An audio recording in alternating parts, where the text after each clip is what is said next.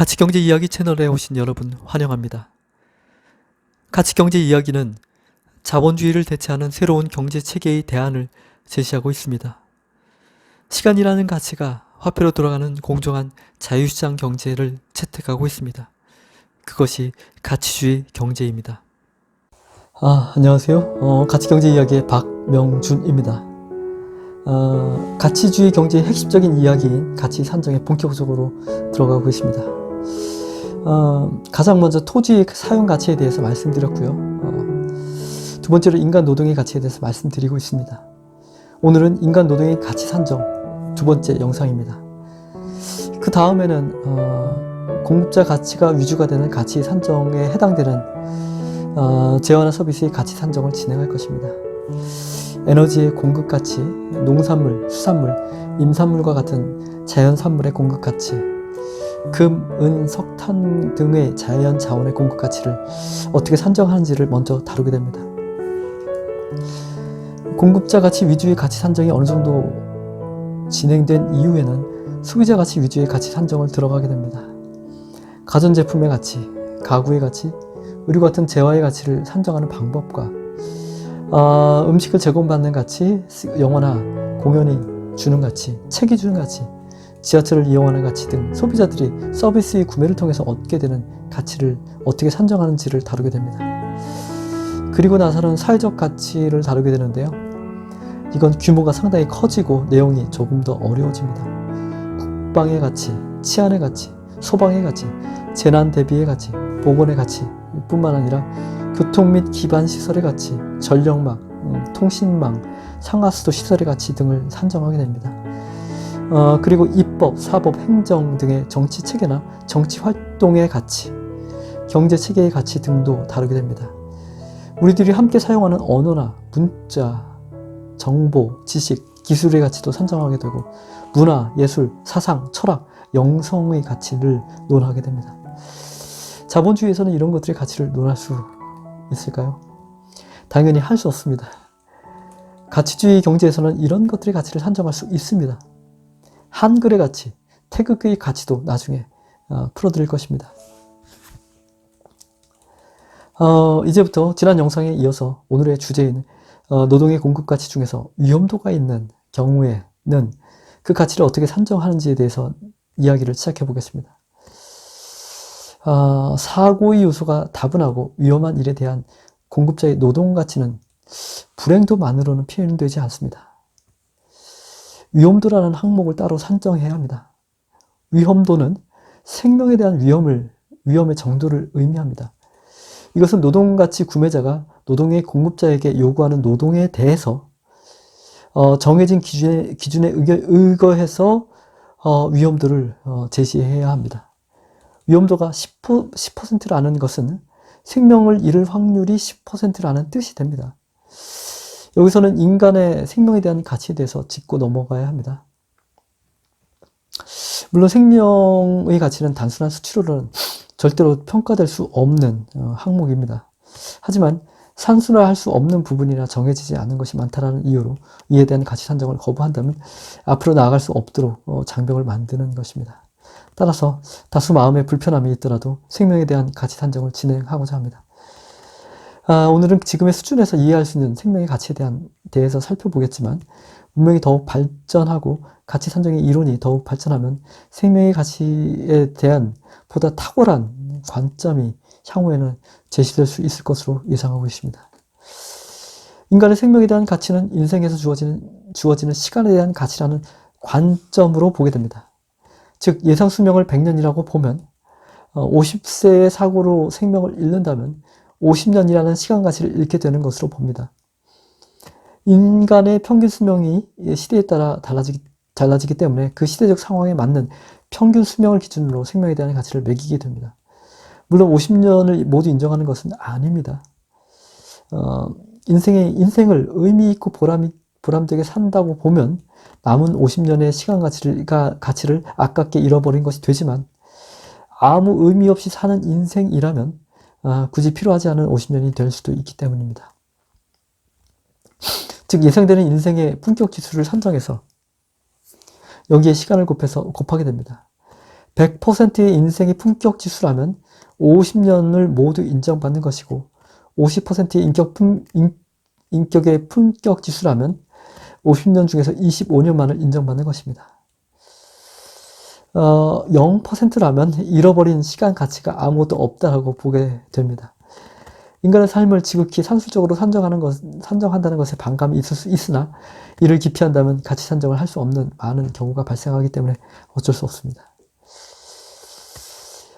예상 수명을 산출하기 위해서는 해당자의 건강과 살아온 이력을 참조하게 됩니다. 생활 습관이나 식생활, 그리고 각종 건강 지표와 그 이력들을 보게 됩니다. 교육과 직업의 이력들을 확인해서 앞으로 살아가기 위해 하게 될 직업들을 살펴보고 이에 대한 위험도도 보게 됩니다. 이러한 모든 것을 감안해서 비교적 객관적인 예상 수명을 산출하게 됩니다. 그리고 인생의 품격 지수를 산출하기 위해서는 주로 교육과 직업의 이력 및 삶의 결과물들을 살펴보게 됩니다. 삶을 통해서 건전한 가치를 꾸준히 창출하며 살아온 인생이라면 앞으로도 그럴 가능성이 높다고 보는 것이고, 그 반대의 경우라면 인생의 품격 지수가 낮은 점수를 받게 될 것입니다. 이에 대해서는 가치 산정에 대해서 어느 정도 진행한 이후에 홍익지수라는 개념으로 따로 다루게 될 것입니다. 아직 이 부분을 설명드리기에는 너무 이르고요. 그 전에 말씀드려야 하는 내용들이 너무 많이 남아 있기도 합니다. 예를 하나 들어보겠습니다. 어떤 사람이 사고로 목숨을 잃었을 때 남은 예상 수명이 60년이고 인생의 품격 지수가 50%라고 하면 60년의 50%인 30년의 시간 가치를 잃은 것으로 보는 것입니다. 인생의 품격에 따라서 자녀 수명 기간을 인정하는 것은 가치주의를 넘어서서 홍익주의에 해당되는 내용입니다. 홍익주의에 대해서 잠깐만 언급을 드리자면 홍익주의는 가치주의 경제를 근간으로 가치주의 화폐인 가상가치를 사용하면서 홍익활동에 의해 부여받은 인격 화폐에 대한 내용이 추가됩니다. 가치주의 경제의 화폐인 시간가치와 에너지가치라는 가상가치 이외에도 홍익지수라는 인격 화폐가 하나 더 사용되는 것입니다. 이 홍익지수는 재화나 서비스의 공급을 통해서 얻는 것이 아니라 세상을 널리 이롭게 한 기여를 통해서 얻게 됩니다. 애국적 헌신을 통해서 국가의 발전에 기여하거나 노벨상 등의 업적으로 인류의 보편적 가치 진작을 이루거나 재난이나 범죄 등의 긴급 상황에서 헌신적인 희생을 하거나 사회적 약자를 위한 도움이나 봉사, 기부 혹은 구제 등의 건전한 활동을 통해서 얻게 됩니다. 재화나 서비스를 창출한 것이 아니기 때문에 물질 화폐인 가상가치가 발행되지는 않지만 함께 살아가는 사회 구성원들에게 유익이 되는 기여를 했기 때문에 이 기여를 산술적으로 산정해서 홍익지수를 부여받게 됩니다. 이 홍익지수는 재화나 서비스를 구매하는 용도는 아니지만 공직에 진출하고자 한다면 일정 수준 이상의 홍익지수를 보유하고 있어야 합니다. 취업에도 당연히 도움이 됩니다. 다시 앞으로 돌아가서 어떤 노동 가치를 제공하고자 하는 일이 10%의 위험도를 가지고 있다면 이에 대한 공급자 가치를 어떻게 지불해야 할지를 살펴보겠습니다. 먼저 해당 노동 가치 공급자의 예상 수명을 산출해야 합니다. 예상 수명에 대한 지표는 누구나 건강검진을 통해서 가장 최신 자료가 관리되고 있다고 보겠습니다. 그리고 인생의 품격 지수를 찬출해야 합니다. 위험도가 10%인 노동에 남은 예상 수명 60년이며 50%의 인격 품격 지수를 가진 노동가치 공급자가 투입된다면 노동자치 구매자가 지불해야 하는 가치는 60년에 50%인 30년이라는 시간에서 이 값의 10%에 해당되는 3년이라는 시간가치로 산출이 됩니다. 위험도가 10%라면 상당히 위험한 일이기는 하지만 3년이라는 시간가치를 위험도에 대한 보상으로 노동의 공급자에게 지불해야 한다고 하면 노동 구매자의 입장에서는 망설여질 것입니다. 물론 여기에 에너지 가치와 시간 가치 그리고 정신 가치, 소모에 대한 가치 산정을 해서 이에 대해서도 추가로 노동 가치로 지불해야 할 것입니다. 따라서 위험한 일이라면 사람이 직접 하기보다는 로봇이나 기계로 대체하는 것이 현명할 것입니다. 인간 노동의 가치 산정에서 도심에서 거리 청소를 하는 경우에 대해서도 마지막 예제로서 그 가치를 생각해 보겠습니다. 이것이 얼마나 노동의 가치가 있는 것인지를 산정해 보고자 하는 것이고, 특이사항은 거리 청소가 사회적 가치를 발생시킨다는 점입니다. 사회적 가치 산정에 대해서는 아직 다루지 않았지만 이 부분에 대해서만 여기서 사례로서 잠시 설명을 드릴 것입니다. 그렇게 되면 노동의 공급자가 돌려받는 대가는 공급자 가치와 사회적 가치 합산이 되어야 합니다. 사회적 가치 수혜자가 사회나 국가에 해당하기에 공급자는 국가의 공공부문으로부터 공급가치와 사회적 가치를 노동가치 공급의 대가로 지불받게 됩니다.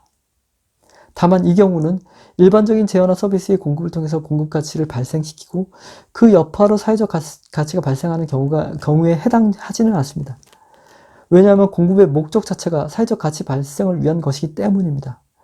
깨끗한 사회를 만들기 위해서 거리 청소라는 가치의 공급이 필요한 것이지 다른 목적으로 노동을 공급했는데 거리 청소라는 가치가 추가로 발생한 것이 아니기 때문입니다. 그러므로 여기서는 사회적 가치의 발생만 공급자에게 가치로 지불하면 되는 것입니다. 사회적 가치 산정 방법은 공급자 가치로도 산정을 할 수 있고 소비자 가치로도 산정을 할 수 있습니다. 거리 청소의 경우는 누가 이러한 노동을 공급해도 동등한 수준의 가치가 창출됩니다. 따라서 공급자 가치로 산정하면 되고 그것이 곧 사회적 가치가 되는 것입니다. 만약 거리에 살포된 특수 위험 물질을 제거해야 하는 경우라면 공급자의 역량에 따라서 그 결과가 많이 달라질 것입니다. 이런 경우는 소비자 가치로 공급 가치를 산정해야 할 것입니다. 이제 노동의 공급자 가치를 산정해 보겠습니다.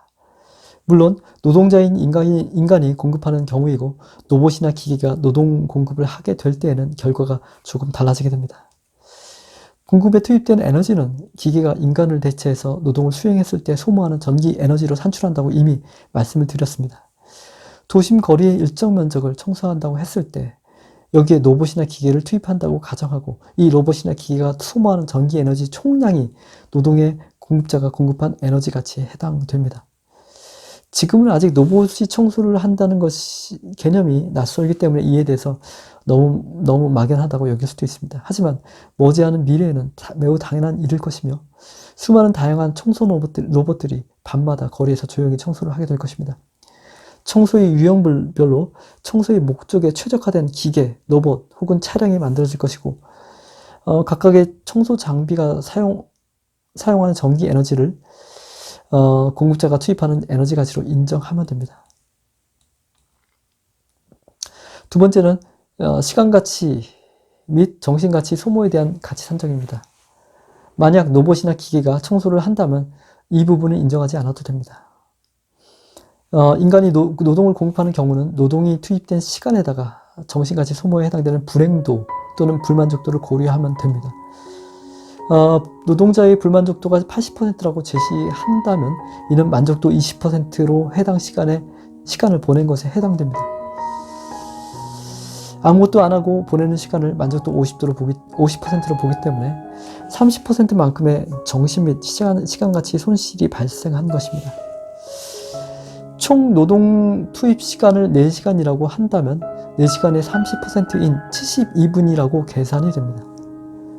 이상 두 가지의 경우를 모두 고려하면 노동의 수혜자인 정부나 공공부문은 노동의 공급자에게 전기 에너지 몇 와트시를 노동의 공급대가로 지불해야 하며 4시간의 노동의 80%의 불만족도인 경우 72분이라는 시간가치도 지불해야 합니다. 전기 에너지 소모량은 노동 유형별로 표준화되는 값을 사용하게 되며 이에 대해서는 추후 연구가 진행되어서 산정되어야 하고 문명의 발달에 따라서 값이 달라지게 됩니다.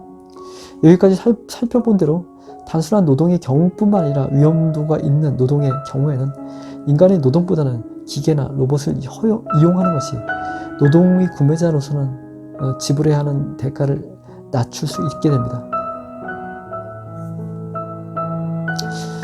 로봇이나 기계는 시간 가치와 정신 가치가 소모되지 않기 때문에 그렇죠. 인공지능 기술이 좀 더 발달하면 다양한 형태의 기능을 가진 로봇이 인간의 노동을 대신하게 되는 것은 피할 수 없는 현실일 것입니다.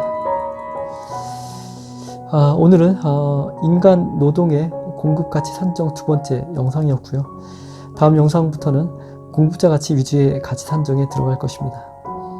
가치 산정의 꽃은 소비자 가치와 사회적 가치 산정에 있습니다. 따라서 공급자 가치 산정은 그렇게 어렵지 않고 특별하지도 않습니다. 오늘은 여기까지입니다. 가치 경제 이야기는 다음 영상에서 여러분을 찾아갑니다. 다음에 뵙겠습니다. 감사합니다.